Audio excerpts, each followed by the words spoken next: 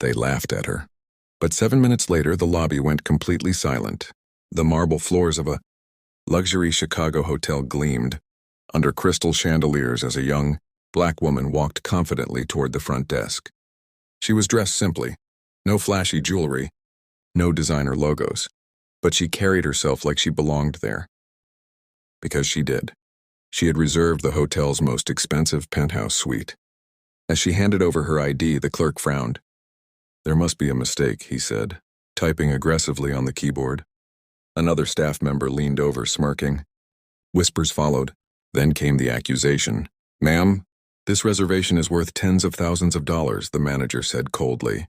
"Are you sure this card is yours?" Guests nearby began watching. Someone pulled out a phone. The woman remained calm, but the humiliation was obvious. She explained politely that the reservation was under her name and prepaid in full. The manager laughed. "We see scams like this all the time," he said loudly. "You can't just walk in here and pretend." The lobby grew tense as the insults continued. She was mocked for her clothes, questioned about her job. One employee even suggested security escort her out.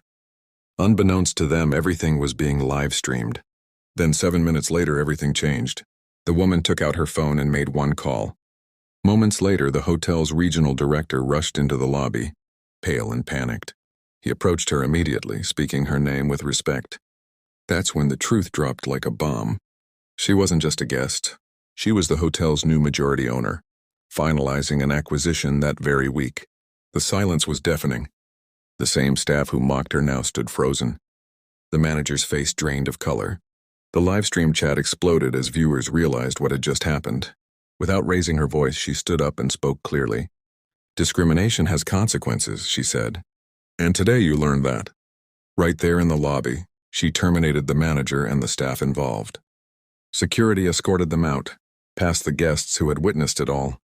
She was then personally escorted to her penthouse, upgraded and apologized to repeatedly. But her message went far beyond that hotel. "Never underestimate someone because of how they look," she later said. "You never know whose world you're standing in." And with that, she walked into her suite, head held high, while the internet made her story unforgettable.